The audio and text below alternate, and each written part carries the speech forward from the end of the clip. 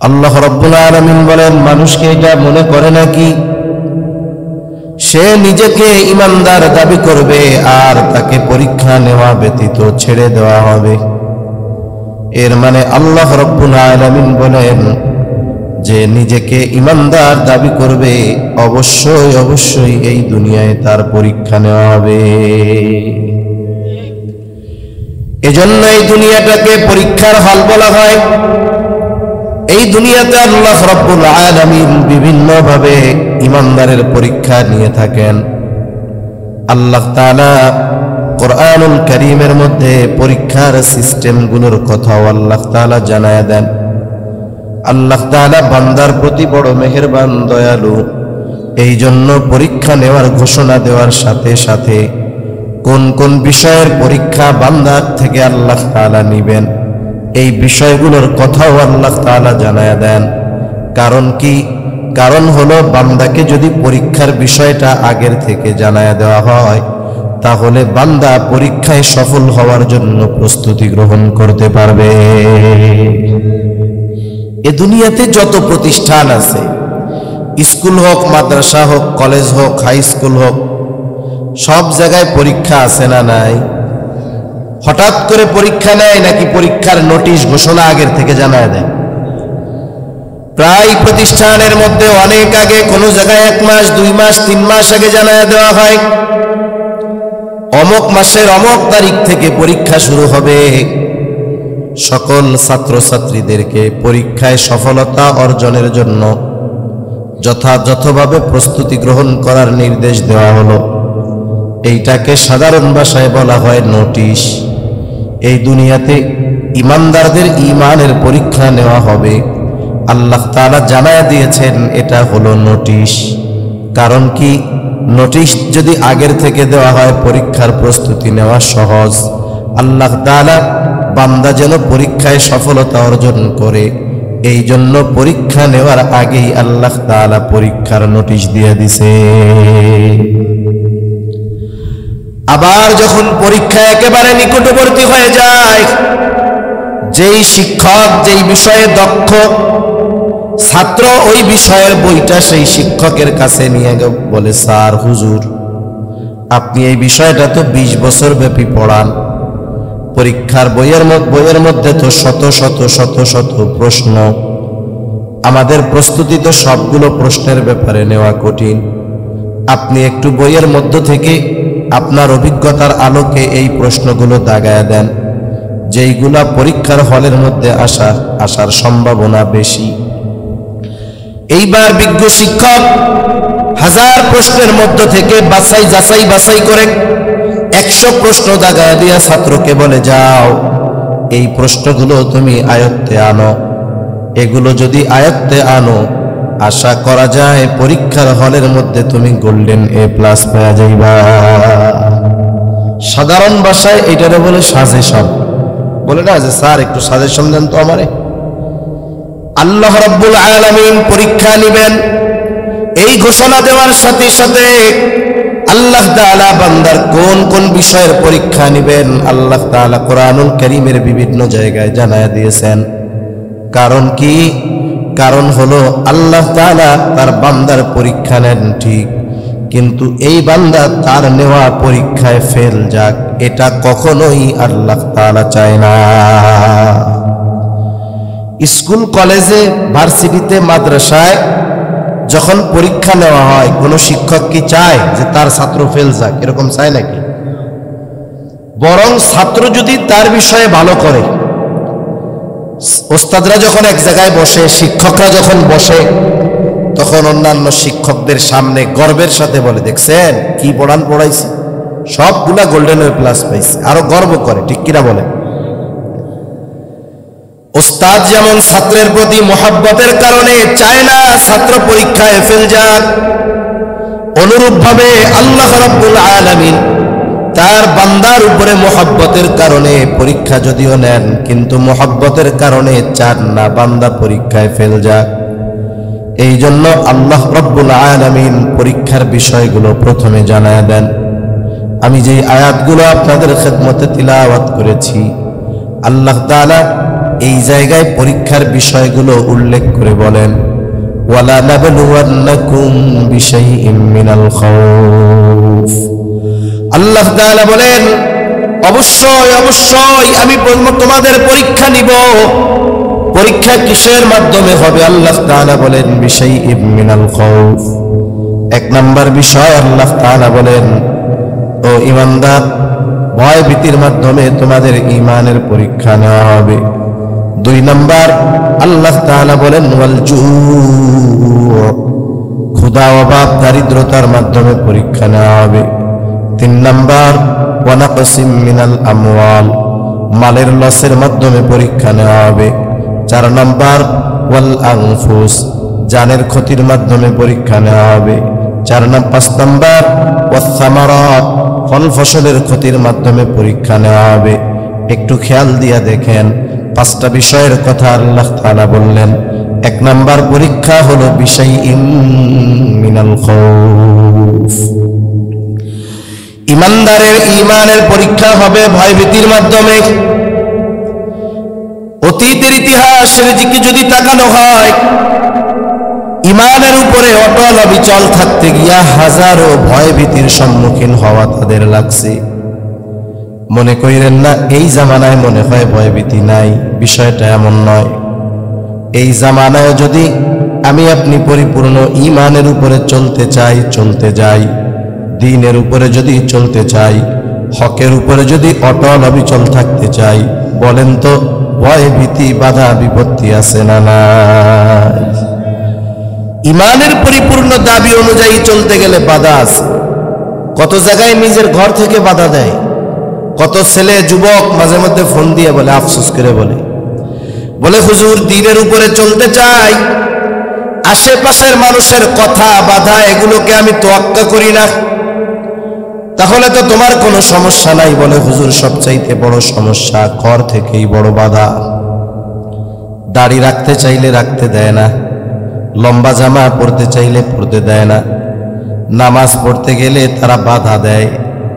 এই যে আমার ঘর থেকেই আমার বড় মুসিবত, আমার বড় বাধা, আমার বড় ভয়। এই জন্য দেখবেন বাস্তবতা হলো, আমি আপনি যদি মনে করি যে 5 ওয়াক্ত নামাজ, হজ, যাকাত, রোজা এটাই মনে হয় ইসলাম, তাহলে কোনো অসুবিধা নাই, চলবে। কিন্তু আপনি যদি ইসলাম সব জায়গায় প্রতিষ্ঠিত করার পক্ষে থাকেন, দ্বীনের পক্ষে থাকেন, সর্বদা হক এবং সত্যের উপরে থাকেন, দেখবেন বাহিরের শত্রু তো আছেই, অনেক সময় ঘর থেকে বড় বাধা আসার সম্ভাবনা আছে না নাই?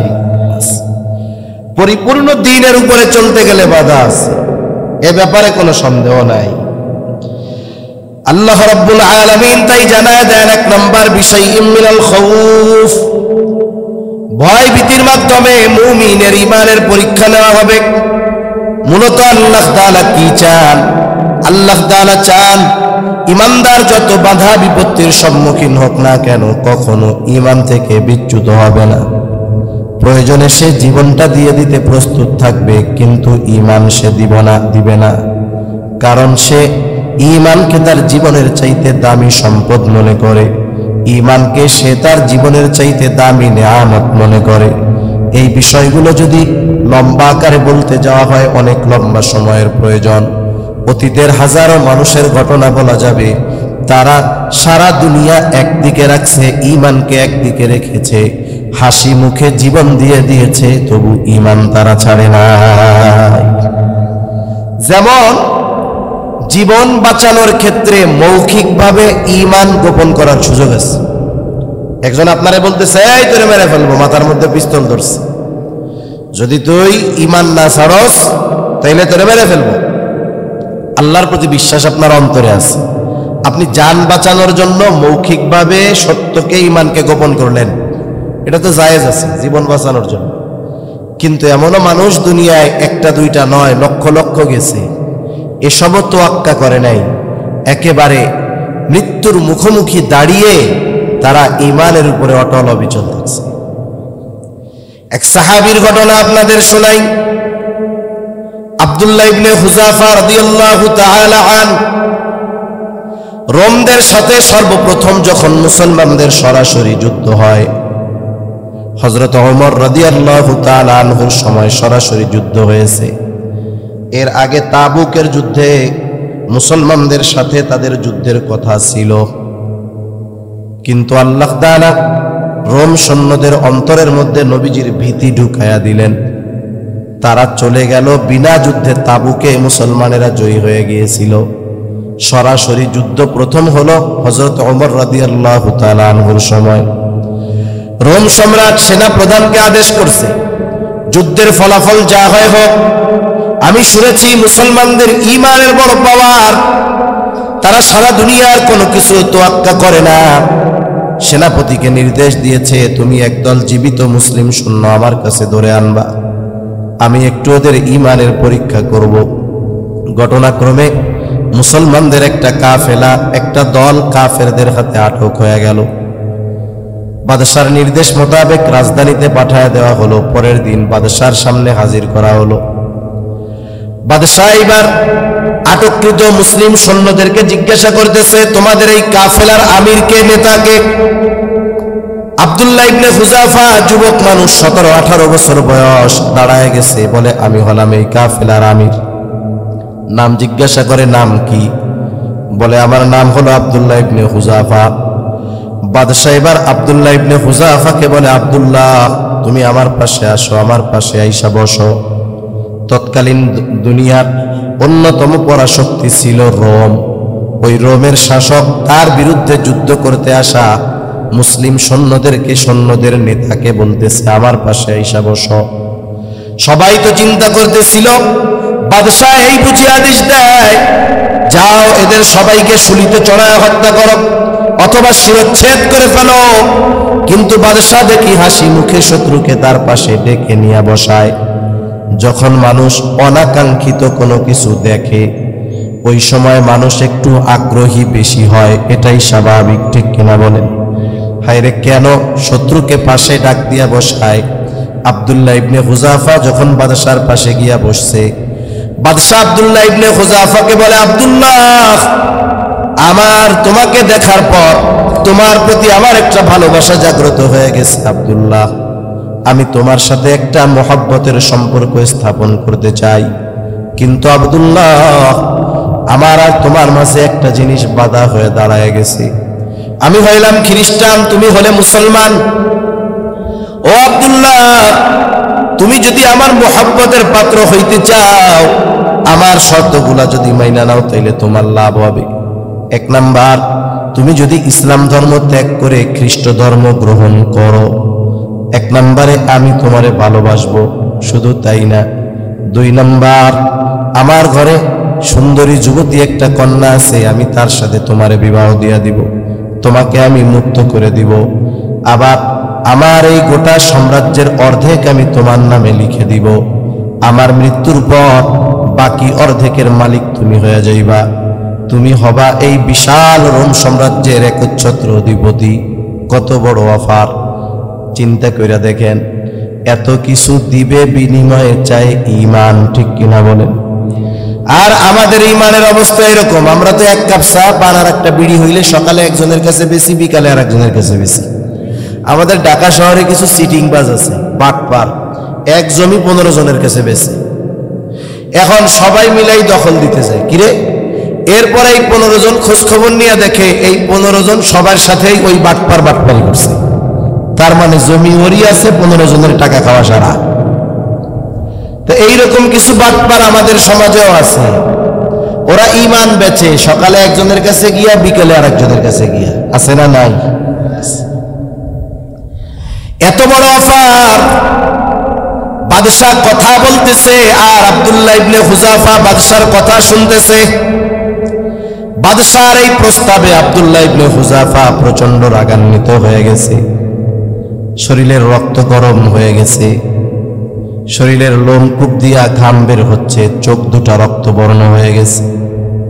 বাদশার কথা শেষ, আব্দুল্লাহ ইবনে হুযাফা রাগে ক্ষোভে উঠে দাঁড়ায় গেছে। বাদশার দিকে ফিরে রক্তচক্ষুতে উচ্চ আওয়াজে বলতেছে, এই রোমের কুকুর, তুই কি দুনিয়ার বিনিময়ে আমার ঈমান কিনতে চাস? তুই শুনে রাখ, এ তো তোর সামান্য রোম সাম্রাজ্য, তুই যদি আমাকে তামাম দুনিয়ার মালিকও বানায়া দেস, আমি আমার ঈমান তোর কাছে বিক্রয় করব না। তুই যদি আমার গোটা দুনিয়ার বাদশাহীও দিয়া দিস, আমি ঈমান তোর কাছে বিক্রয় করব না। কিছু কিছু সময় আছে মানুষ যখন অনাকাঙ্ক্ষিত অবস্থার মধ্যে পড়ে যায়, ভাষা হারায়া ফেলে। রোমের মানুষ কোনোদিন দেখে নাই তাদের বাদশার সামনে উঁচু গলায় চোখ গরম কইরা কেউ কথা বলতে পারে, এটা কোনোদিন কেউ দেখে নাই। বাদশাহ কোনোদিন চিন্তা করে নাই এর সামনে কেউ এমন উঁচু আওয়াজে চোখ গরম কইরা কথা বলতে পারে, চিন্তাও করে নাই। এই অনাকাঙ্ক্ষিত ঘটনা যখন ঘটেই গেছে, একেবারে সবাই চুপ, কিংকর্তব্য বিমূঢ় হয়ে গেছে, হতবাক হয়ে গেছে। বাদশাহ কিছু বলতে পারে না, তৎক্ষণাৎ অন্দরমহলে চলে গেল। কিছু সময় পরে ফরমান পাঠায় দিছে, কত বড় সাহস আমার প্রস্তাবে এইভাবে ফিরাইয়া দেয়, আমার মুখের উপরে কথা বলে, ঈমানের বড়াই করে, যাও ওকে জেলখানার মধ্যে আটকায় রাখবা, খাবারও দিবা না, পানিও দিবা না, দেখি কতক্ষণ ওর ঈমানের বড়াই থাকে। বাদশাহ আহলে কিতাব, খ্রিস্টান, আল্লাহরে বিশ্বাস করে, সেও ঈমানের মূল্য বুঝে, কিন্তু এরপরেও পরীক্ষা করতে চায়, দেখি ঈমান কেনা যায় কিনা। এই দিক দিয়ে আদেশ দিছে, জেলখানায় আটকায় রাখবা, খাবারও দিবা না, পানিও দিবা না। ডাক্তারকে আদেশ করছে, ও ডাক্তার, খেয়াল রাখবা, যখন দেখবা অবস্থা বেগতিক, তখন আমার কাছে এই অবস্থাটা জানাইবা। আব্দুল্লাহ ইবনে হুযাফাকে জেলখানার মধ্যে ঢুকায় দেওয়া হয়, 1 সপ্তাহ খাবারও দেওয়া হয় নাই, পানিও দেওয়া হয় নাই। একটা মানুষ 1 সপ্তাহ যদি না খায়া থাকে, খাবারও নাই, পানিও নাই, অবস্থা কি হয়? আব্দুল্লাহ ইবনে হুযাফা জেলখানার মধ্যে শুয়ে আছে, বাহির থেকে দেখে বোঝা যায় না বেঁচে আছে না মারা গেছে। ডাক্তার ভেতরে ঢুকছে, ঢুইকা দেখে অবস্থা খারাপ, খানা পানি না দিলে যে কোনো মুহূর্তে মারা যাওয়ার সম্ভাবনা আছে। ডাক্তার বাদশার কাছে গিয়া বলে, বাদশাহ অবস্থা বেগতিক, এখন যদি খানা পানি না দেওয়া হয়, যে কোনো মুহূর্তে সে মারা যেতে পারে। আপনাদেরকে ইতিহাসের অন্যতম এক কিতাব আল বিদায়া ওয়ান নিহায়া থেকে শোনাচ্ছি। বাদশাহ বলে, যাও ওর খাবার এবং পানির ব্যবস্থা করো, তবে শোনো, খাবার দিবা শুকরের গোস্ত, আর পানি দিবা মদ মেশানো পানি। আবার খাবার খাওয়ার আগে তারে জানায় দিবা যে এইটা কিন্তু এই জিনিস। বাদশাহর আদেশে ডাক্তার শুকরের গোস্ত আর মদ মেশানো পানি নিয়ে আব্দুল্লাহ ইবনে হুযাফার সামনে হাজির। আব্দুল্লাহ ইবনে হুযাফা এতটা দুর্বল, কথা বলে কিন্তু আওয়াজ বের হয় না। বাদশাহ বলতেছে, আব্দুল্লাহ, তোমার অবস্থা কিন্তু বেগতিক, খানা পানি যদি না খাও তুমি কিন্তু মারা যাবা। আব্দুল্লাহ ইবনে হুযাফার জন্য খাবার প্রস্তুত, আব্দুল্লাহ ইবনে হুযাফা খাওয়ার জন্য প্রস্তুত। এই টাইমে ডাক্তার বলতেছে, শোনো আব্দুল্লাহ, খাবার কিন্তু শুকরের গোস্ত আর পানি কিন্তু মদ মেশানো পানি। একটা মানুষ যখন জীবনের সংকটময় অবস্থায় থাকবে, তার জন্য যদি হালাল কোনো খাবারের ব্যবস্থা না থাকে, ইসলাম বলে, শরীয়ত বলে, জীবন বাঁচানোর জন্য যতটুকু হারাম গ্রহণ করার দরকার, অতটুকু হারাম গ্রহণ করা তার জন্য অন্যায়ের কোনো কিছু নয়। আব্দুল্লাহ ইবনে হুযাফার অবস্থা তো খারাপ, 1 সপ্তাহ খানা পানি খায় না, মন চাইলেই তো যা মন চায় তা পাওয়া যাবে না, যা দিছে তাই খাইয়া এখন জীবনটারে মোটামুটি বাঁচাইতে হবে, ঠিক না? কিন্তু আব্দুল্লাহ ইবনে হুযাফা যখন কানে আওয়াজ গেছে, খাবার হলো শুকরের গোস্ত আর পানি হলো মদ মেশানো পানি। ইমানদারের ইমানি শক্তি এক জিনিস, দৈহিক শক্তি কিন্তু আর এক জিনিস। অনেক সময় দেখবেন একজন দুর্বল মানুষ, বৃদ্ধ মানুষ, শক্তি দেহে কম, কিন্তু যখনই ইসলামের বিরুদ্ধে কোনো কথা শোনে, নবীর বিরুদ্ধে কোনো কথা শোনে, কোরআনের বিরুদ্ধে কোনো কথা শোনে, ওই বৃদ্ধ মানুষটা যদিও দৈহিক দিক দিয়ে দুর্বল, তখন তার ইমানি শক্তি জাগ্রত হয়ে ওঠে, দেখা যায় অনেক যুবক তরুণের চাইতে তার ঈমানি শক্তি আরো বেশি দেখা যায়। এজন্য বাস্তবতা হলো ঈমানের শক্তি এক জিনিস আর দৈহিক শক্তি আর এক জিনিস। আব্দুল্লাহ ইবনে হুযাফার কানে যখন আওয়াজ গেছে শুকরের গোশত আর মদ মেশানো পানি, ঈমানি শক্তিতে বলিয়ান আব্দুল্লাহ ইবনে হুযাফা ডাক্তাররে বলতেছে, ডাক্তার রে এগুলো সরায় ফেল, আমার জীবন চলে যায় যা, তবু আমি হারাম খাবার আমার ঠোঁটের সাথে লাগাবো না। সরা নাই লাইথে সব ভেঙে ফেলাই দিব, ফালা সরা। ধমক এমন দিছে, এক ধমকে ডাক্তার আবার বাদশার কাছে চলে গেছে, গিয়ে বলে বাদশাহ কোনো লাভ নাই, জীবন দিয়ে দিবে তবু সে হারাম খাবার খাবে না।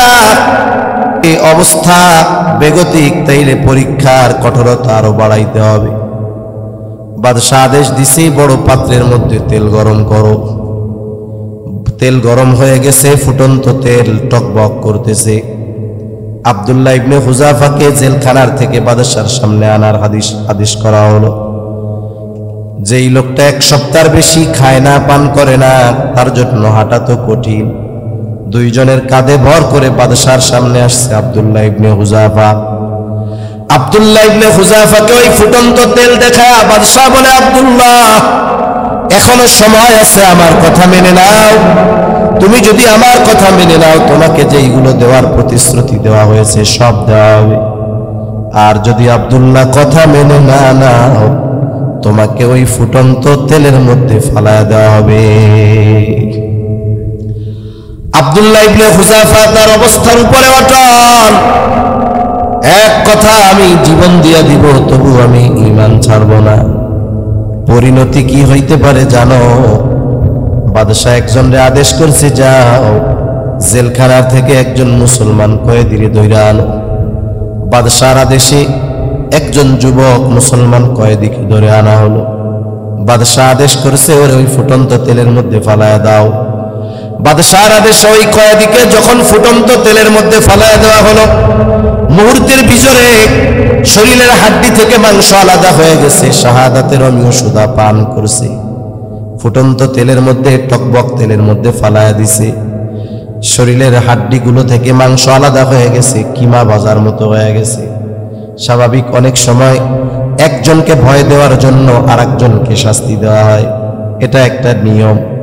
অনেক সময় একজনকে সতর্ক করার জন্য আরেকজনকে ধমক দেওয়া হয়। আব্দুল্লাহ ইবনে হুযাফাকে বাদশাহ বলতেছে, আব্দুল্লাহ দেখছো তেলের মধ্যে ফালায়া দিলে কি পরিণতি হবে, এখনো সুযোগ আছে, কথা মানো। কিন্তু আব্দুল্লাহ ইবনে হুযাফা এই দৃশ্য দেখবার পরেও সে তার ঈমানের উপরে অটল। মনে রাখবেন, কিছু কিছু সময় আছে প্রকৃত ঈমানদারের উপরে যতই আঘাত আসুক না কেন, আঘাত যত আসে, তাকে ভয় যত দেওয়া হয়, তার ঈমানের পাওয়ার তত বেড়ে যায়। আমরা তো দুর্বল ঈমানদার, কিন্তু গাজার মুসলমানের দিকে তাকায় দেখেন, এরা ওই ইসরায়েলের অস্ত্রের কোনো পরোয়া করে না, জীবন দেওয়ার জন্য তারা তৈয়ার। চোখের সামনে শাহাদাত দেখতে দেখতে ওদের কামনাও অন্তরের মধ্যে শাহাদাত। এই জন্য ওই গাজার ছোট ছোট নাবালক মাসুম বাচ্চারাও হাতের মধ্যে, পায়ের মধ্যে, গায়ের মধ্যে বিভিন্ন জায়গায় তার নাম, ঠিকানা, বাবার নাম সব লেখা লেখা রাখে। সাংবাদিকরা জিজ্ঞাসা করে, লেখছো কেন? বলে কোন জায়গায় বোমের আঘাত লাগে বলা যায় না, যদি আমার এই অঙ্গটা যদি একটু ঠিক থাকে, আমার লেখা দেখে আমার নাম, আমার পিতার নাম জানতে পারবে। তার মানে বোঝা গেল এই ছোট ছোট বাচ্চারাও তাদের চোখের সামনে মানুষকে শাহাদাত বরণ করতে দেখে ভীত হয় নাই, বরং এই দৃশ্য দেখে তাদের অন্তরের মধ্যে শাহাদাতের তামান্না আরো বেড়ে গেছে। এটা ঈমানের কারণে হয়েছে। আমার তো মনে হয় ওই গাজার এক একটা শিশু বাচ্চার যেই ঈমান, ওই গাজার লোক ছাড়া গোটা দুনিয়ার ঈমানদারদের মধ্যে যদি বন্টন করা হয়, তাইলে আমাদের ঈমান পাকাপোক্ত হয়ে যাবে। ছোট ছোট বাচ্চাদের আল্লাহর প্রতি এত আঘাত, বিশ্বাস, ঈমান যা আমাদের নাই।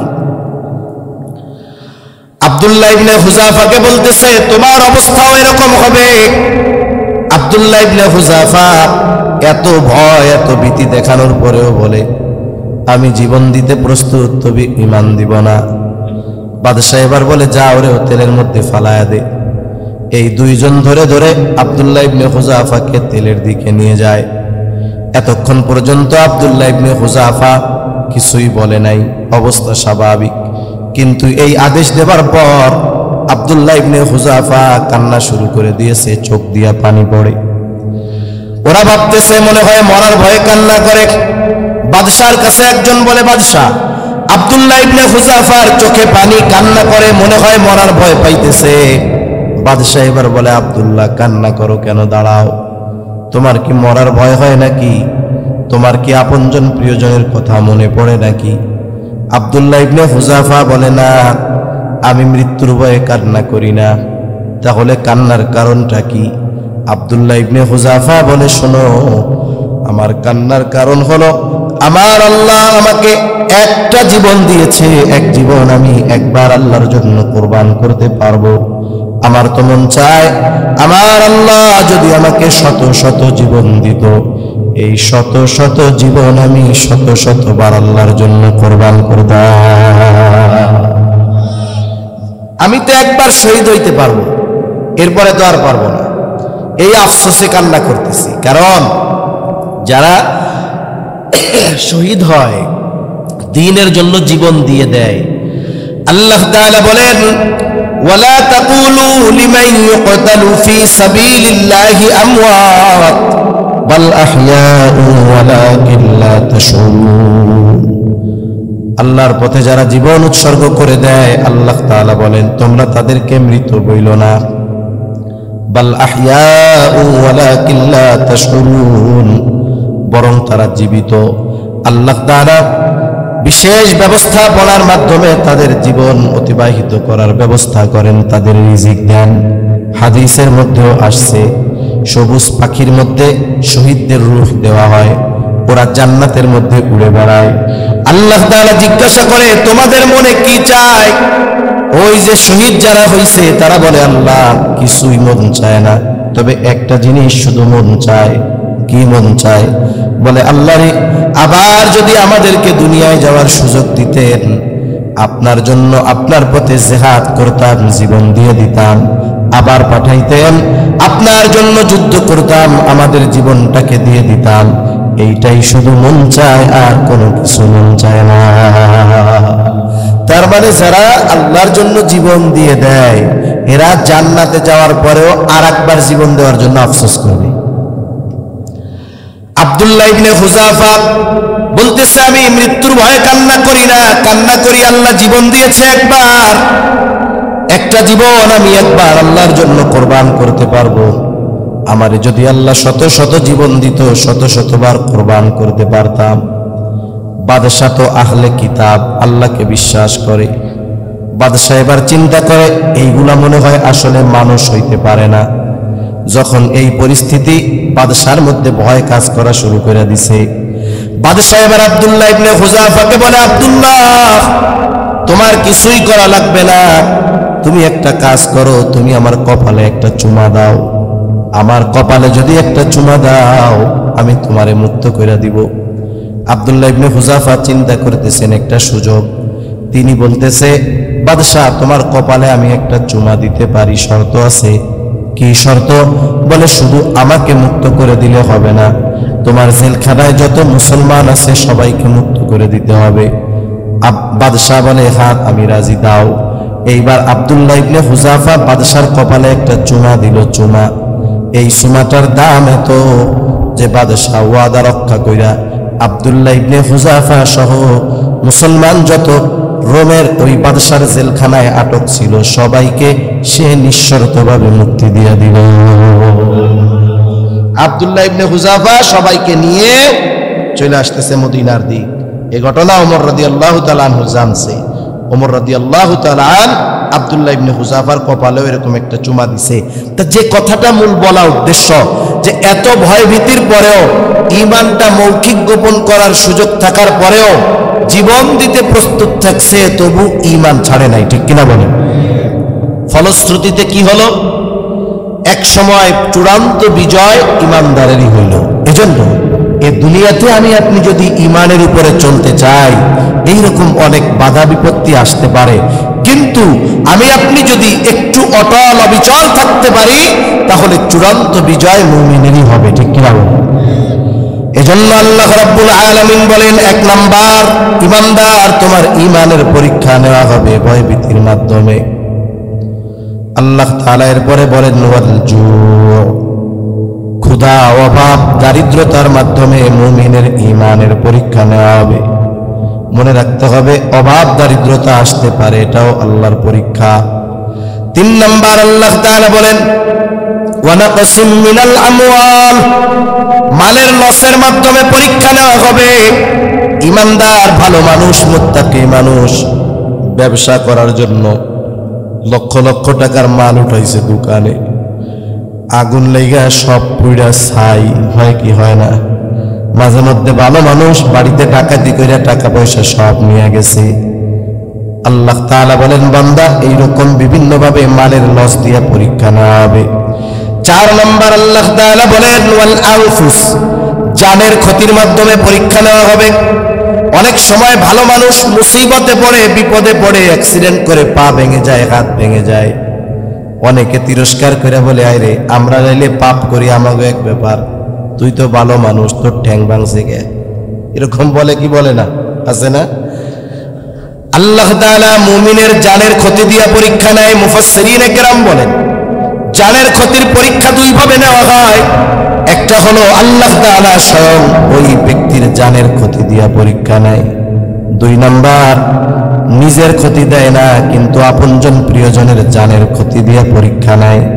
বলেন তো, আপনি ইমানদার একজন সুস্থ মানুষ, আপনি সুস্থ, কিন্তু আপনার সন্তানটা প্রচন্ড অসুস্থ, কি মনে হয়? অবশ্যই অবশ্যই যিনি পিতা তিনি অনুধাবন করতে পারবেন, ওই অসুস্থতা যদি নিজের হইতো যা কষ্ট লাগতো, সন্তান অসুস্থ হওয়ায় তার চাইতে আরো বেশি কষ্ট তার হয়। এজন্য আল্লাহ অনেক সময় সন্তান, প্রিয়জন, মা বাপ, আপনজনকে অসুস্থতা দিয়ে আরেকজনের পরীক্ষা নেয়। 5 নম্বর আল্লাহ তাআলা বলেন, ওয়াস সামারাত, ফল ফসলের ক্ষতি দিয়ে আল্লাহ তাআলা পরীক্ষা নেয়। অনেক সময় এমন হয়, ধান পেকে গেছে, ধান এখন অনেক জায়গায় ধান কাটা মনে হয় লাগছে, তাই না? অনেক জায়গায় ধান পেকে গেছে, অনেক জায়গায় কাটা লাগিয়ে গেছে। ইমানদার আল্লাহর বান্দার জমিনে বাম্পার ফলন ধান, রাতের বেলা শুয়ে শুয়ে চিন্তা করতেছে, যাক মাশাআল্লাহ, যেই পরিমাণ ধান হয়েছে, এই ধানগুলো উঠায়া বাজারে বিক্রয় করে এই বছরের ঋণ পরিশোধ করা যাবে, আগামী বছর পর্যন্ত খরচ চালানো যাবে। মনে মনে ভালো খুশি, আলহামদুলিল্লাহ। চিন্তা করছে আগামী দিন 10 জন কৃষক নিয়ে জমির ধানগুলাকে এইটা আনবে। এই চিন্তা করে রাতের বেলা শুয়ে আছে, ঘুম যাবে, হঠাৎ করে আকাশে মেঘের ডাক, একটু পরে ঝড় শুরু হয়ে গেল, ঝড়ের সাথে সাথে শিলাবৃষ্টি শুরু হয়ে গেছে। একটু বলেন তো, পাকা ধানের উপরে যদি শিলাবৃষ্টি হয়, আরে ধান তো বহুদূর, ওই ধানের খেয়ারও খুঁজে পাওয়া যায় না, ঠিক না? এরকম পরীক্ষা আল্লাহ অনেক সময় নেয়। আম হইছে, কজুরে বাবা, যে আম ধরছে এই বছর, আম দিয়া খালি খাওন না, আম দিয়া জুস বানায় গোসল করা যাবে। কিন্তু আল্লাহ এমন শিলাবৃষ্টি দিছে, এমন পোক লাগায় দিছে, সব শেষ। হয় কি হয় না? ইমানদারের ক্ষেত্রেও এমনটা হয়। আল্লাহ তাআলা কেন করেন? বলে, বান্দার পরীক্ষা করি, দেখি বান্দা কি করে। সর্বোপরি কথা হলো, এই সমূহের মুসিবত দিয়ে পরীক্ষা নেন কে? জবান খুলে বলেন তো। দুনিয়ার শিক্ষক পরীক্ষা নেন ঠিক, কিন্তু ছাত্র পরীক্ষায় ফেল যাক, এটা কি শিক্ষক চান নাকি? কেন চায় না? বলে, ছাত্রকে উস্তাদ ভালোবাসে, মহব্বতের কারণে ফেল যাক চায় না। অনুরূপ ভাবে নিঃসন্দেহে ছাত্রকে উস্তাদ যত ভালোবাসে, তার চাইতে অগণিত গুণ বেশি ভালো তার বান্দাকে যিনি বাসেন তিনি কে? আল্লাহ পরীক্ষা নেয়, কিন্তু চায় না বান্দা পরীক্ষায় ফেল যাক। এই জন্য বান্দা যখন পরীক্ষার মুখোমুখি হবে, বান্দা কি করবে তাও আল্লাহ জানায়া দেন। মূলত আল্লাহ তাআলা যেটা চান, বান্দা মুসিবতে পড়া অন্য কোনো দিকে না গিয়া যেন আমি আল্লাহর দিকে ফিরে আসি, আল্লাহ তাআলা এটাই চায়। সেই জন্য মাঝে মধ্যে মুসিবত বিপদ দিয়ে বান্দার অবস্থা পরীক্ষা করে। এখন আপনার টাকার দরকার, মুসিবতে পড়ছেন, আপনার সামনে দুইটা পথ খোলা আছে। একটা হলো মুসিবতে পড়ছেন, আগে আল্লাহর সামনে গিয়া দাঁড়ায় যাবেন নামাজে, সালাতুল হাজাত, নামাজে দাঁড়ায় যাবেন নিয়ত কইরা যে আল্লাহ রে আমার তো টাকা পয়সা দরকার, টাকা পয়সা দরকার, টাকা পয়সা নাই, আয় আল্লাহ আপনি একটা ব্যবস্থা কইরা দেন। 2 নাম্বার, আপনি এইবার একজন নেককার ভালো মানুষের কাছে টাকা কর্জে হাসানা চাইতে যাবেন যে ভাই আমারে 2000 টাকা ধার দেন, আমি 2 মাস পরে দিয়া দিমু। আপনি প্রথম নামাজ পড়লেন, এরপরে যারা দেওয়ার মতো তাদের কাছে গিয়ে সাহায্য চাইলেন, অসুবিধা নাই। আর একটা পথও আপনার জন্য খোলা আছে, 2000 টাকা দরকার, আপনি চাইলে আপনার 2 বাড়ি পরে একজন সুদে টাকা দেয়, দৌড় দিয়া তার কাছ থেকে 2000 টাকাও সুদে আনতে পারেন। নাই তো সুদখোর আপনাদের এদিক নাকি নাই? আছে তো। এ রোগের রুগী যদি না থাকে তাইলে তো এই এলাকা একবারে অরিজিনাল ভেজাল ছাড়া এলাকা। সুদখোরের অবস্থা এরকম মাটি খুঁড়লেও পাওয়া যাবে, ঠিক কিনা কন? মাটি খুঁড়লে কেউচা না পাওয়া যাইতে পারে। কেঁচো চিনেন? কেঁচো, এই কেঁচো মেশো এখন নাই, গজবে সব শেষ। এগুলো জমির জন্য উপকারী ছিল, জমিনের জন্য কেঁচো উপকারী, এখন এগুলো সহজে পাওয়া যায় না। ওইগুলা না থাকতে পারে, আমার মনে হয় সুদখোর 2-4টা পাওয়া যাবে, কথার কথা। তার মানে আপনি টাকা দরকার, চাইলে আপনি সুদখোরের কাছে গিয়ে আনতে পারেন। আবার আপনি চাইলে আল্লাহর কাছে সালাতুল হাজতে দাঁড়ায় যেতে পারেন। কোনটা করেন এটাই আল্লাহ দেখতে চায়। বান্দা কি আমার দিকে আসে নাকি বিপদে পড়লে অন্য কোনো দিকে চলে যায়, এটাই আল্লাহ দেখতে চায়। এই জন্য আল্লাহ রাব্বুল আলামিনও জানায় দেন, বান্দা এই ধরনের পরীক্ষায় যদি পড়ো, মুসিবতে যদি পড়ো, কি করবা? আল্লাহ তাআলা জানায় দেন। আল্লাহ তাআলা বলেন, ইয়া আইয়ুহাল্লাযীনা আমানুস্তাঈনু বিস-সাবরি ওয়াস-সালাহ। আল্লাহ তাআলা বলেন, হে ঈমানদারেরা, ইস্তাঈনু, আমি আল্লাহর কাছে তোমরা সাহায্য চাও। বলেন তো সাহায্য কখন লাগে? আরামে থাকলে না বিপদে পড়লে? আর একটু জোরে বলেন, কখন লাগে? বিপদে পড়লে তখন সাহায্যের দরকার হয়। বিপদটা যেমন বিপদ হোক না কেন, বলেন তো ওই বিপদ থেকে উদ্ধার করার ক্ষমতা আল্লাহ তাআলার আছে না নাই? এই জন্য বিপদ যেমন হোক, যত বড় হোক আর ছোট হোক, বিপদে পড়লে আগে সাহায্য কার কাছে চাইবো? জোরে বলেন। আল্লাহ তাআলা সেই কথা বলেন, হে ঈমানদারেরা, ইস্তাঈনু, আমি আল্লাহর কাছে তোমরা বিপদে পড়লে সাহায্য চাও। এখন বলতে পারেন, আল্লাহ আপনার কাছে সরাসরি কেমনে সাহায্য চাইব? আল্লাহ তাআলা বলে, বান্দা আমার কাছে সাহায্য চাওয়ার মাধ্যম হলো 2টা। কি বলে? বিস-সাবরি ওয়াস-সালাহ। আমি আল্লাহর কাছে সাহায্য চাওয়ার মাধ্যম হইল ধৈর্য আর নামাজ। কিন্তু আমাদের দেশে অনেক মানুষ দেখছি, মুসিবতে যখন পড়ে অমক বাবার দরবারে যাবে, অমক দরগায় যাবে, অমক মাজারে যায় মানত করবে, আছে না নাই এরকম? অথচ সাহায্য সরাসরি আল্লাহ তাআলার কাছে চাইতে হবে। চাওয়ার পদ্ধতি কি আল্লাহ তাআলা শিখাইয়া দিয়েছেন। একে আমার বাপদাদার কথা না আল্লাহর কথা?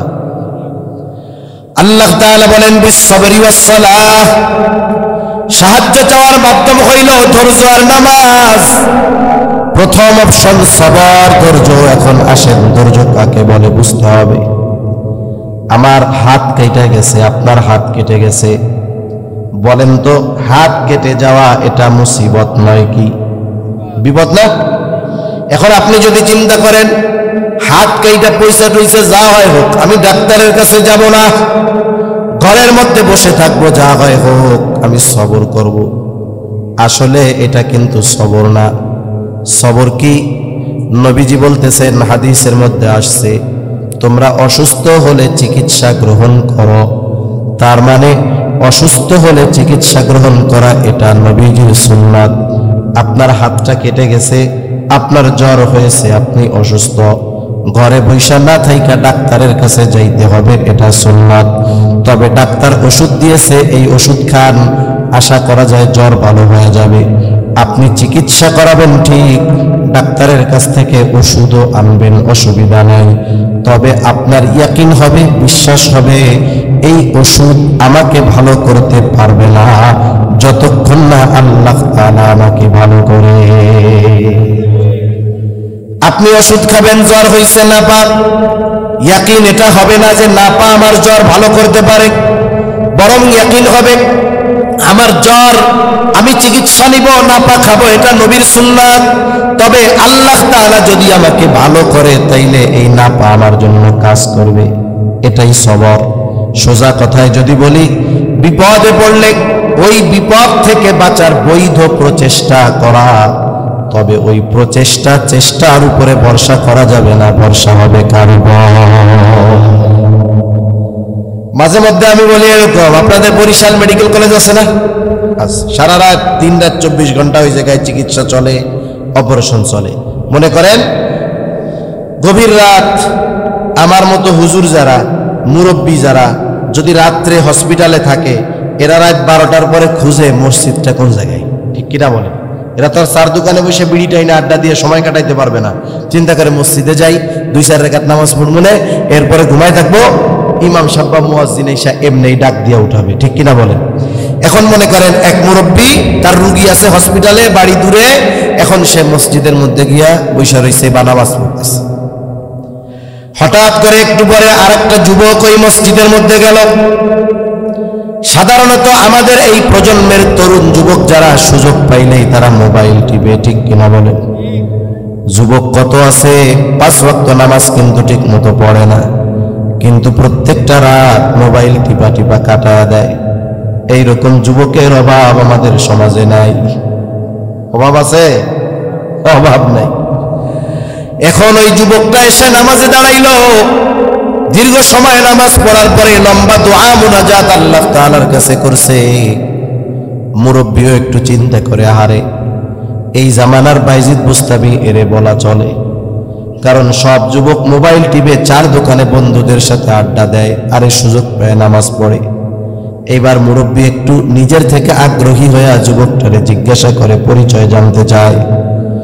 কথার এক পর্যায়ে যুবকের কাছ থেকে জানতে পারে তার মা অসুস্থ, হসপিটালে ভর্তি। যুবকটাও বলতেছে, চাচা আমার মার অপারেশন চলতেছে, অপারেশন থিয়েটারের মধ্যে আছে, খুব মেজর অপারেশন। চাচা গো, আপনি একটু দোয়া করেন যেন আল্লাহ তাআলা আমার মায়ের অপারেশনটাকে সাকসেসফুল করে দেয়। এই ধরনের দোয়া আমরা অনেক সময় করি, আমাদের কাছে অনেক সময় দোয়া চাই কি চায় না? বলে দোয়া করেন আমার বাবার অপারেশনটা যেন আল্লাহ সাকসেসফুল করে দেয়। বুঝে থাকলে একটু জবাব দিয়েন, বলেন তো অপারেশন থিয়েটারের মধ্যে অপারেশন কি ডাক্তার করে নাকি আল্লাহ তাআলা করে? আল্লাহ অপারেশন করে। চিন্তা করতেছে যে কি হবে রে হুজুর, কি কইলো আবার এটা? অপারেশন করে কে? আরো জোরে কোন, কে করে? তবে আমরা দোয়া চাই কি আল্লাহ যেন অপারেশন সাকসেসফুল করে। অপারেশন ডাক্তার করে ঠিক, বাস্তবতা কিন্তু অপারেশন সাকসেস করার ক্ষমতা ডাক্তারের নাই। আপনি যখন আপনার কোন রোগীকে অপারেশন থিয়েটারে নেবেন, আপনি যদি আপনজন হন, অভিভাবক হন, আপনার কাছ থেকে বন্ড সই নিয়ে নেয়। অনেক কিছু ইংরেজিতে লেখা থাকে, বাংলায় লেখা থাকে, আমাদের তো পড়ার টাইম নাই। সিগনেচার করে দিলাম কি যে আপনার এই রোগী যদি অপারেশন থিয়েটারে অ্যানেস্থেসিয়া দেওয়ার পরে আর জ্ঞান যদি না ফিরে, অপারেশন থিয়েটার থেকে সে যদি মারা যায়, ডাক্তার এবং হসপিটাল কর্তৃপক্ষকে কোনোভাবে দায়ী করা যাবে না।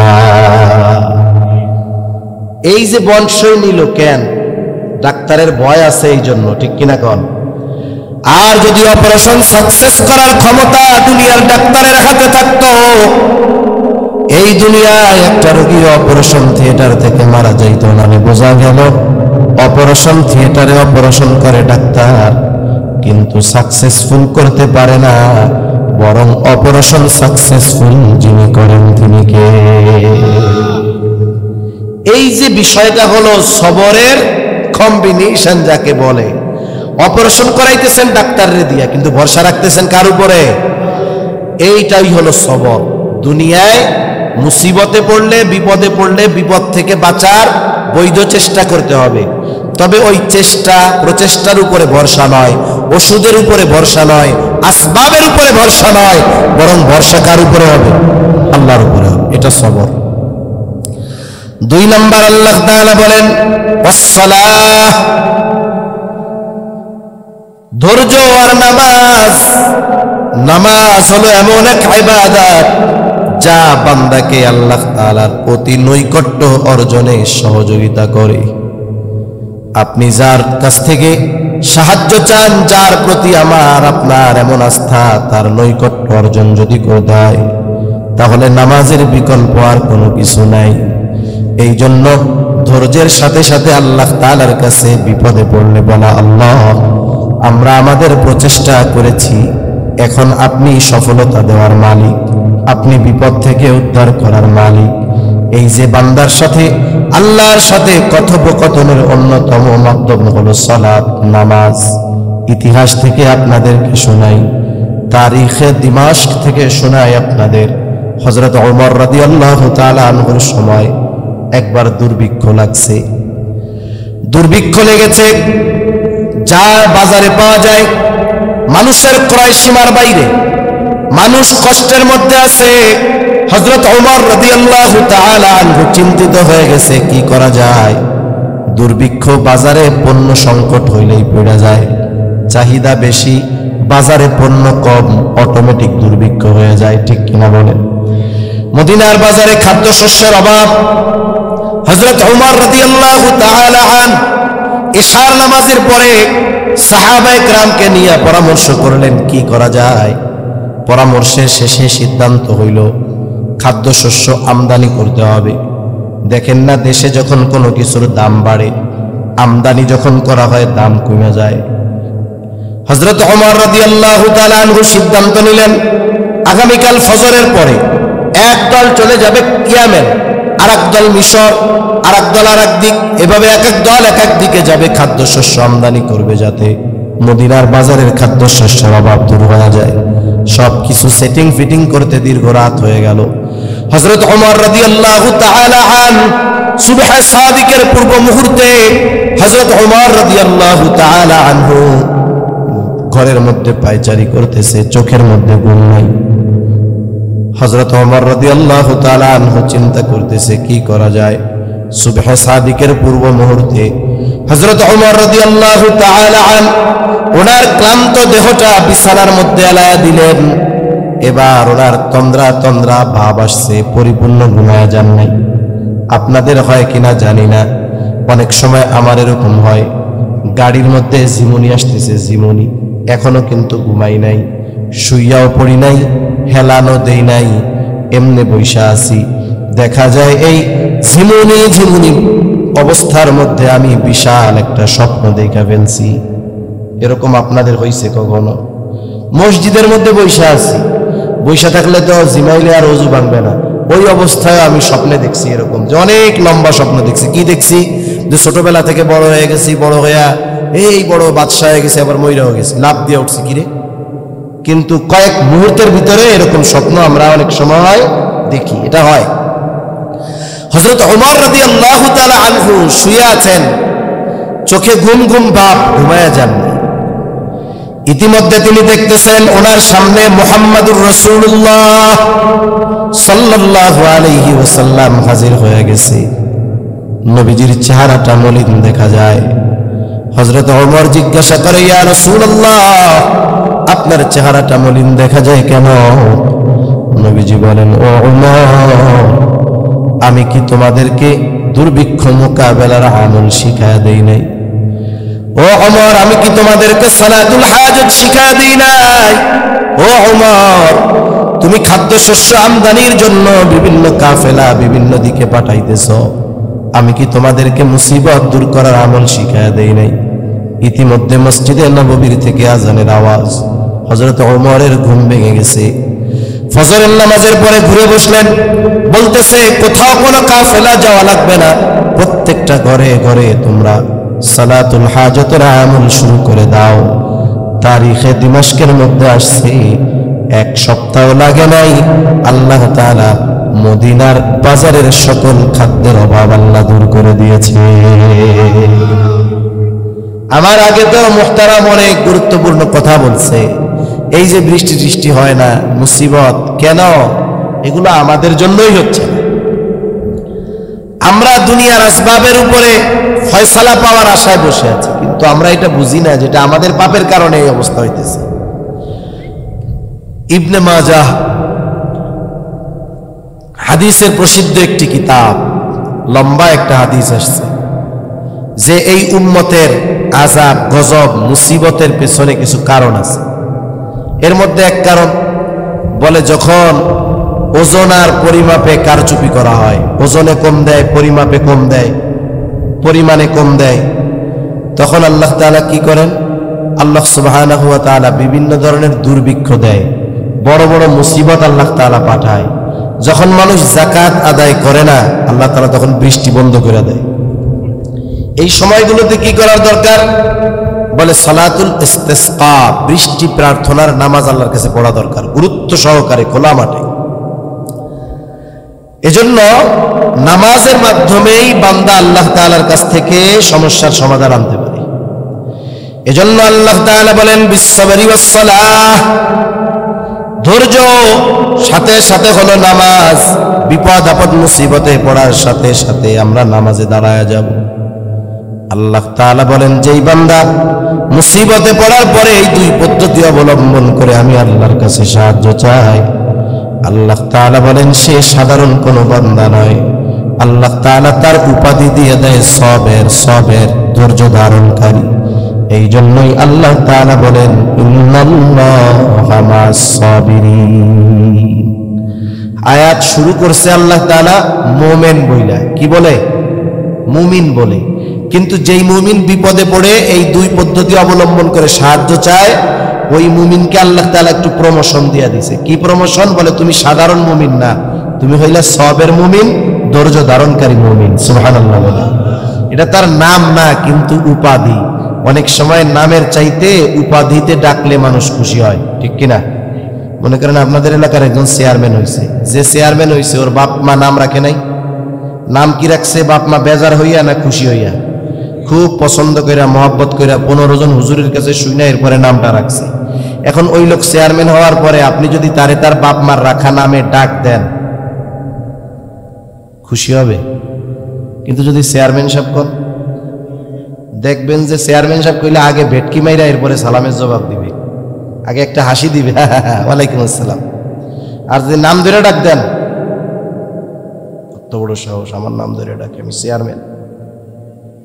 তার মানে আল্লাহ তাআলাও বুঝে, বান্দারে উপাধি দিয়ে দিছে যে বান্দা কি মুমিন, সবের মুমিন। এই কথাই মূলত আল্লাহ তাআলা বলেন, মুমিন তোমার ঈমানের পরীক্ষা নেওয়া হবে ভয় ভীতির মাধ্যমে, ক্ষুধা অভাব দারিদ্রতার মাধ্যমে, মালের লসের মাধ্যমে, জানের ক্ষতির মাধ্যমে, ফল ফসলের ক্ষতির মাধ্যমে।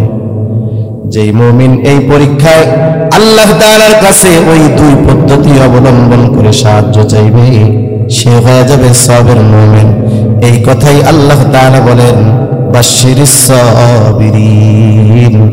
যারা পরীক্ষায় উত্তীর্ণ তারা তো ধৈর্য ধারণকারী, আর আপনি তাদেরকে সুসংবাদ জানায় দেন। কিসের সুসংবাদ? হাদিসের মধ্যে আসছে ধৈর্য ধারণকারীর জন্য সুসংবাদ হলো জান্নাতের সুসংবাদ। প্রত্যেকটা জিনিসের একটা আলামত আছে না? আলামত। মেঘ দেখলে বৃষ্টি বুঝি, দাড়ি টুপিওয়ালা দেখলে মোটামুটি মুসলমান বুঝি। এখন সবের মুমিনের একটা আলামত আছে। কি আলামত? আল্লাহ তাআলা বলেন বাশশিরিস সাবিরিন আল্লাযীনা ইযা আসাবাতহুম মুসিবাহ ক্বালু ইন্না লিল্লাহি ওয়া ইন্না ইলাইহি রাজিউন। নবীজি বলে, আল্লাহ তাআলা বলেন সুসংবাদ জানায় দেন ওই সমস্ত ধৈর্য ধারণকারীদেরকে, তাদের উপরে যখন কোনো বিপদ আপদ বালা মুসিবত আসে তারা কি করে? আল্লাহ তাআলা বলেন, তারা বলে ক্বালু ইন্না লিল্লাহি ওয়া ইন্না ইলাইহি রাজিউন। ধৈর্য ধারণকারীদের অন্যতম আলামত হলো বিপদ আপদ আসলে তারা ইন্না লিল্লাহি ওয়া ইন্না ইলাইহি রাজিউন পড়ে। এটা মুসিবতের দোয়া। ছোট বড় সব ধরনের মুসিবতে এই দোয়া পড়ার শিক্ষা দিয়েছেন কে?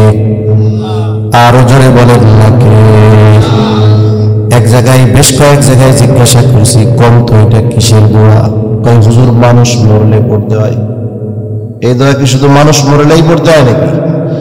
আপনি ঘরে গেছেন, চশমাটা এক জায়গায় রাখছেন, খুঁজা পান না, পড়বেন ইন্না লিল্লাহ। বাহির হইতে গেছেন, একটু ধাক্কা লাগছে, পড়েন ইন্না লিল্লাহ। জুতা মসজিদের বাহিরে রাইখা ভিতরে ঢুকছেন, আইসা দেখেন জুতা নাই, কোন ইন্না লিল্লাহ। এই যে পড়তে হবে, এই শিক্ষা আমাদের দিলেন কে? এই আয়াতের তাফসীরে সুন্দর একটা হাদিস আসছে, সহিহ মুসলিমের হাদিস। নবীজি সাল্লাল্লাহু আলাইহি ওয়াসাল্লাম শিক্ষা দিয়েছেন, কত সুন্দর শিক্ষা। নবীজি সাল্লাল্লাহু আলাইহি ওয়াসাল্লাম বলেন, তোমাদের মধ্যে কেউ যখন কোনো মুসিবতে পড়বে তখন বলবে ইন্না লিল্লাহি ওয়া ইন্না ইলাইহি রাজিউন। অর্থ হলো নিশ্চয় আমরা আল্লাহর জন্য, ওয়া ইন্না ইলাইহি রাজিউন, আবার তার নিকটেই আমরা প্রত্যাবর্তন করব, তার কাছেই ফিরে যাব। এই যে এখন আছি দুনিয়ায়, একটা সময় মরে যাব, মাটির মধ্যে পচে গলে মিশে যাব, আবার আল্লাহ তাআলা আমাদেরকে তার কাছে হাজির করবেন কি করবেন না? আল্লাহ তাআলার কাছে আবার আমাদেরকে যেতে হবে। মনে রাখতে হবে এই দুনিয়া শেষ নয়। একটা ছোট বাচ্চা যখন বিকাল বেলায় ঘুড়ি নিয়ে যায়, ঘুড়ি উড়ায়, আপনাদের এদিকে আসেনি? অনেক সুতা দিয়া নাটাই ছাড়তে থাকে, সুতা ছাড়তে থাকে, সুবিশাল ঘুড়িটাকে একেবারে ছোট্ট একটু পাখির মতো মনে হয়। ঘুড়ি যদি মনে করে আমি তো অনেক উপরে, আমারে আর মালিক ধরতে পারবে না, ঘুড়ির এই চিন্তা ভুল। আবার যখন সন্ধ্যা নামে, এইবার ওই ছোট বাচ্চাটা নাটাইতে সুতা গোটাইতে থাকে, আবার তার কাছে ফিরে নিয়ে যায়। আমাদের হায়াতটাও এইরকম। আল্লাহ তাআলা দুনিয়ায় কিছু সময়ের জন্য ছেড়ে দিয়েছে, আবার সময় যখন হবে আমাদেরকে আল্লাহর কাছে ফিরে যাওয়া লাগবে। নবীজি বলেন, এইটা বলবে ইন্না লিল্লাহি ওয়া ইন্না ইলাইহি রাজিউন। সাথে সাথে নবীজি আরেকটু শিখায়া দিয়া বলেন, এরপরে বলবে আল্লাহুম্মা জুরনি ফি মুসিবাতি ওয়া আখলুফ লি খায়রাম মিনহা। একটু খেয়াল দিয়া শুনেন, দোয়াটা পারলে মুখস্থ করবেন। পুরো দোয়া হইল ইন্না লিল্লাহি ওয়া ইন্না ইলাইহি রাজিউন, আল্লাহুম্মা জুরনি ফি মুসিবাতি ওয়া আখলুফ লি খায়রাম মিনহা। বাকি অংশের অর্থ হইল আল্লাহুম্মা জুরনি ফি মুসিবাতি, আয় আল্লাহ আপনি আমাকে এই মুসিবতের প্রতিদান দেন, এই মুসিবত থেকে আমাকে উদ্ধার করেন। ওয়া আখলুফ লি খায়রাম মিনহা, আয় আল্লাহ এই মুসিবতের দ্বারা আমি যা হারাইছি তার চাইতে উত্তমটা আল্লাহ আপনি আমাকে ফিরাইয়া দেন। নবীজি বলেন, মুসিবতের সময় যে এই দোয়া পাঠ করবে, ওই মুসিবতের দ্বারা সে যা হারাবে তার চাইতে উত্তম জিনিস আল্লাহ তাআলা তাকে ফিরিয়ে দিবে। এজন্য আমরা মুসিবতে পড়লে আগে হাই হুতাশ করব না, মুসিবতের খবর পাওয়ার সাথে সাথে আগে এই দোয়াটা পড়ায় অভ্যস্ত হবে ইনশাআল্লাহ। হবে তো? আরেকটা হাদিস, ছোট ঘটনার হাদিস বলে আমি শেষ করে দেই। দেখেন, রাসূল সাল্লাল্লাহু আলাইহি ওয়াসাল্লামের একজন সহধর্মিণী ছিলেন উম্মে সালামা রাদিয়াল্লাহু তাআলা আনহা। উম্মে সালামা রাদিয়াল্লাহু তাআলা আনহা, ওনার স্বামী ছিল আবু সালামা। ওনারা প্রথম দিকে মক্কা থেকে মদিনায় হিজরত করছে। মা বোনরা যদি শুনে থাকেন, আপনারাও একটু খেয়াল দিয়ে শুনেন, কারণ আমাদের জন্য অনুকরণীয় হলো মুহাম্মাদুর রাসূলুল্লাহ সাল্লাল্লাহু আলাইহি ওয়াসাল্লাম, আর আমাদের মা বোনদের জন্য অনুকরণীয় হলো উম্মাহাতুল মুমিনিনগণ, নবীজির স্ত্রীগণ। ঠিক কিনা বলেন? উম্মে সালামা রাদিয়াল্লাহু তাআলা আনহা, ওনার স্বামী আবু সালামা, ওনারা মদিনায় গেছে, খুব ভালো দুইজনের জীবন কাটতেছে। আবু সালামা নবীজির কাছে গিয়ে যা শিখে বাসায় আইসা তাই আবার শিখায়া দেয়। এজন্য আমাদের কি উচিত, জুমার দিন আপনাদের মসজিদে ইমাম সাহেব বয়ান করে না? বয়ান করে, কি করতে হবে? ইমাম সাহেব যা বয়ান করে, এই জায়গার গুরুত্বপূর্ণ কথাগুলো মনে রাখা বাসায় গিয়ে এগুলো মহিলাদেরকে জানাইতে হবে, কারণ তারা কাজে ব্যস্ত থাকে। আপনি যেটা শুনতেছেন সেটা সে শুনতে পারবে না, আপনি এইখানে আমার দিকে তাকায় তাকায় শুনতে পারতেছেন, ওনারা বাসায় বা কোনো জায়গায় বসে শুনলেও বাচ্চা কাচ্চা আছে, খেয়াল দিয়ে শুনতে পারবে না। উচিত কি, গুরুত্বপূর্ণ কথাগুলো নিজে স্মরণ রেখা বাসায় বলা। আবু সালামা প্রতিদিন এটা করত। তা নবীজির এই যে হাদিসটা, এই হাদিসটা একদিন উনি শিখছে, শিখা বাসায় গিয়ে উম্মে সালামারে শিখাইয়া দিছে যে মুসিবতে পড়লে নবীজি বলতে হবে ইন্না লিল্লাহি ওয়া ইন্না ইলাইহি রাজিউন আল্লাহুম্মা জুরনি ফি মুসিবাতি ওয়া আখলুফ লি খায়রাম মিনহা। তাহলে কি হবে? বলে তাইলে আল্লাহ তাআলা মুসিবতে যা হারাবে তার চাইতে ভালোটা আল্লাহ তাআলা দান করবে। উম্মে সালামা শিখা রাখছে। এখন আবু সালামা গেছে যুদ্ধের ময়দানে, আবু সালামা শাহাদাত বরণ করছে, মারা গেছে। উম্মে সালামা ঘরের কাজ করতেছে, একজন দৌড় দিয়ে এসে বলে, ও উম্মে সালামা, তোমার স্বামী আর দুনিয়া নাই। তখন উম্মে সালামার কোন কোন বর্ণনা আসছে 2টা সন্তান দুনিয়ায় আর একটা সন্তান পেটে, কোন বর্ণনা আসছে ওনার একটা মেয়ে। তা যাই হোক, দুনিয়ায় যার কেউ নাই, স্বামী সন্তান ছাড়া ওই মহিলার যদি স্বামী মারা যায় আর যদি সন্তান থাকে, এর চাইতে বড় মুসিবত এই দুনিয়ায় ওই মহিলার জন্য আর কিছু আছে? কথা বলে না, আছে? আমাদের দেশে হইলে কি করত? ছোট নাবালক মাসুম বাচ্চা আইসা যদি স্বামীর মৃত্যুর খবর দিত, ইন্না লিল্লাহ বলতে মনে থাকতো না, আগে আল্লাহরে দোষ দিত, আল্লাহ তুমি কি আর কারো দেখলা না? ও আল্লাহ তুমি কেমন জালেম, নাউজুবিল্লাহ। এই ছোট বাচ্চাটার জন্য একটু মায়া লাগলো না রে আল্লাহ। এইবার মনে করেন এমন চিল্লাচিল্লি করবে, আশেপাশের মানুষ আইসা তারে বাঁচানোই অস্থির, ঠিক কিনা বলে? কিন্তু উম্মে সালামার মনে পড়ে গেছে যে এই দোয়া তো নবী শিখাইয়া দিছে। উনি সাথে সাথে পড়ছে ইন্না লিল্লাহি ওয়া ইন্না ইলাইহি রাজিউন আল্লাহুম্মা আজুরনি ফি মুসিবাতি ওয়া আখলুফ লি খায়রাম মিনহা। আয় আল্লাহ, মুসিবতে যা হারাইছি তার চাইতে ভালোটা আপনি দেন। উম্মে সালামা রাদিয়াল্লাহু তাআলা আনহা, স্বামী নাই, ওই সংসার চালানো কত কষ্টের মধ্যে দিন কাটতেছে। ইদ্যতকালীন সময় শেষ, অনেকে বিবাহের প্রস্তাব নিয়ে আসছে। উম্মে সালামা দেখতে অনেক সুন্দর ছিলেন, কিন্তু কারো প্রস্তাবে উনি রাজি হন নাই। যদিও কষ্ট হয়, কেন রাজি হন নাই? তিনি বলেন, আমার তো আবু সালামার চাইতে কাউকে উত্তম মনে হয় নাই। আমি তো আল্লাহর কাছে আবু সালামার চাইতে উত্তম কোনো কিছু চাইছি। আবু সালামার এই কষ্টের খবর নবীজির কাছে পৌঁছায় গেল। নবীজি বিবাহের প্রস্তাব পাঠায় দিলেন। উম্মে সালামা নবীজির এই প্রস্তাব নিয়ে যে আসছেন তারে বলতেছে, শোনো, আমার তো কয়েকটা অসুবিধা আছে। 1 নম্বর অসুবিধা, আমি বড় রাগী, হতে পারে আমার এই রাগ নবীর জন্য কষ্টের কারণ হবে। 2 নম্বর, বয়স তো আমার কম হয় নাই। 3 নম্বর, আমার একটা সন্তান আছে, বিবাহের পরে কি হবে? ওই সাহাবী গিয়া যখন নবীকে বলছে, নবীজি বলতেছে, শোনো, আমি আল্লাহ তাআলার কাছে দোয়া করে দিব, আল্লাহ তাআলা তার এই রাগকে স্বাভাবিক করে দিবে।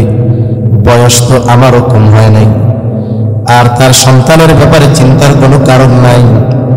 আল্লাহ তাআলা অবশ্যই তার জন্য উত্তম ব্যবস্থা করবে।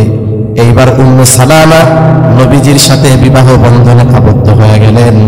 তিনি বলতেছে, আবু সালামা মারা যাওয়ার পরে আমি আল্লাহর কাছে যখন এই দোয়া করেছিলাম, আমার দৃঢ় বিশ্বাস ছিল আবু সালামার চাইতে উত্তম কিছু আল্লাহ তাআলা আমাকে দান করবে। কিন্তু আল্লাহ তাআলা যে আমাকে স্বামী হিসাবে মুহাম্মদুর রাসূলুল্লাহকে দান করবে, এটা আমি কোশ্চিনকালেও কল্পনাতেও চিন্তা করি নাই। এই জন্য মুসিবতে আমরা পড়ে সামনে যেইটা হারাই মনে করি যায় রে সব শেষ, কিন্তু হতে পারে আল্লাহ তাআলা এই জিনিসটা নিয়ে আমাকে আরো ভালো জিনিস দিচ্ছে, ঠিক কিনা বলেন? এজন্য আজকের শিক্ষণীয় বিষয় কি, আজকে যেটা আমি বাড়িতে নিয়ে যাব মনে রাখবো আর কি, সব কথা যদি মনে নাও থাকে, যে মুসিবত দেন কে? আরো জোরে বলেন কে? বিপদ আপদ মুসিবতে পড়লে সাহায্য কার কাছে চাইব? আল্লাহর কাছে সাহায্য চাওয়ার মাধ্যম কয়টা? কি কি বলেন? ধৈর্য আর নামাজ। সাথে সাথে কি হবে আমল? মুসিবতের খবর শোনার সাথে সাথেই বলবো ইন্না লিল্লাহি ওয়া ইন্না ইলাইহি রাজিউন আল্লাহুম্মা আজুরনি ফি মুসিবাতি ওয়া আখলুফ লি খায়রাম মিনহা। এই দোয়ার আমল করব, তাহলে আশা করা যায় মুসিবতে যা হারাবো তার চাইতে উত্তমটা আমাদের দিবেন কে? আল্লাহ তাআলা আমাদের বুঝবার তৌফিক দান করেন, সকলে বলি আমিন। এই যে সর্বশেষ, আপনাদের জন্য তো মেহমানদারির ব্যবস্থা আছে, আমার আলোচনাও শেষ। সর্বশেষ আগামীকালও মাহফিল আছে। বড় একজন বুজুর্গ আলেমে দ্বীন আসবে, যিনি বর্তমান সময়ের অন্যতম বুজুর্গ আলেমে দ্বীন, ঢালকানগর পীর সাহেব হুজুর, সাথে সাথে শেখুল আরব আল আজম শেখ আব্দুল মালিক আব্দুল হাফিজ মক্কি রহমতুল্লাহ আলাই, ওনার সুযোগ্য খলিফা মুফতি মাসুদুর রহমান আলীপুরি সাহেব হযরত আসবে। আগামী দিনও আপনারা সবাই আসবেন, সবাইকে নিয়ে আসবেন দাওয়াত দিয়া। আজকে যা আসছেন তার দ্বিগুণ মানুষ আপনারা আগামী দিন আসবেন, এক একজনের তাশকিল করে নিয়ে আসবেন। এখন এই যে মসজিদটা সুন্দর একটা মসজিদ হয়েছে, গতানুগতিক কোনো কালেকশন না। দোয়ার আগে যদি এই মসজিদের জন্য, আল্লাহর ঘরের জন্য যদি কেউ কিছু একটু সহযোগিতা করতে চান, যদি এমন চান যে কিছু বড় অ্যামাউন্ট দিবেন, টাকা এখন নাই পরে দিবেন, তাহলে চাইলে আপনি লেখাইতে পারেন। আপনি যদি চান 2-4-5 বস্তা সিমেন্ট দিতে পারেন, যদি চান 500 টাকা দিতে পারেন, 5000 টাকা দিতে পারেন, 2000 টাকা দিতে পারেন। এরকম যদি কেউ থাকেন একটু যদি 2-4-5 মিনিটের মধ্যে বলেন, তাহলে ওনাদের কাজে একটু সহজ হবে। আল্লাহর ঘর, কোনো দুনিয়ায় কোনো ঘর, আল্লাহর ঘর বাদ পড়ে রয়েছে, কাজ হয় না, এরকম ইতিহাসের নজির খুব কম, ঠিক কিনা বলে? দেখা যাবে কি হবে, আপনাদের এলাকার লোক করে নাই, আর একজন করে দিচ্ছে। এক জায়গায় আমি শুনছি আর কি, বাংলাদেশের বড় একটা কোম্পানির মালিক, এনার বাড়িও সম্ভবত বরিশালে, যতদূর সম্ভব বরিশালে ওনার বাড়ি। ঢাকায় বড় একটা কোম্পানির মালিক উনি উত্তরবঙ্গে এক জায়গায় গেছে, মসজিদ ছোট ছোট, মাটির, পরিষ্কার পরিচ্ছন্ন থাকে না, মাটির দেয়াল, মাটির ফ্লোর। এখন দরজা ছোট, 4 ফুট 4.5 ফুট দরজা, ওটা দিয়ে নতুন কেউ ঢুকতে গেলে 2-4 বার কপালে ভোগ থাকতে পারে, ঠিক কিনা বলে? এখন উনি ঢুকতে এক গুতা খাইছে, বাইরেতে আর এক গুতা খাইছে। শিল্পপতি গেছে ওইদিকে যে কোনো এক কাজে।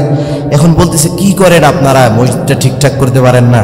এখন লোকজন বলতেছে আমাকে ঘরই ঠিক নাই, নিজের ঘরই ঠিক করতে পারতেছি না, এটা কেমনে করবো, টাকা পয়সা আমাকে নাই। আল্লাহ যদি কোনো বান্দারে কবুল করে তাহলে হয়তো করে দিতে পারে। এই কথা লোকটার অন্তরে ধরছে। তার বাড়ি কই, গেছে কই, ওই লোক টাকা দিয়া ওই মসজিদটারে একেবারে নিজে পুনর্নির্মাণ করে দিচ্ছে সুন্দর মতো। দেখা যাবে আল্লাহর ঘর, চিন্তা করে দেখেন, ওই এলাকার লোকের অ্যাবিলিটি নাই, কিন্তু আল্লাহ একজনে মিলাই দিছে। এজন্য আল্লাহর ঘর কোনো সময় কাজ বাদ থাকে এমনটা হয় না। সেজন্য যেহেতু আপনাদের এলাকার মসজিদ, আপনারা যদি কেউ সহযোগিতা এরকম একটু করতে চান তাহলে একটু ভালো হয়। হ্যাঁ।